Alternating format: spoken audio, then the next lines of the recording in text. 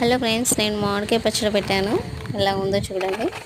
కొన్ని ఎల్లిపాయలు ముందుగా పొట్టు తీసి రెడీ పెట్టుకున్నా. తర్వాత మ్యాంగోస్ కడిగి తడి లేకుండా తూర్చి కట్ చేసి పెట్టుకున్నా. తర్వాత ఆవాలు వేయించి పక్కకు పెట్టాను. తర్వాత జీలకర్ర, మెంతులు ఇవి కూడా వేయించి చల్లారాక మిక్సీ పట్టాను. బాగా మెత్తగా పొడి చేసుకోవాలి.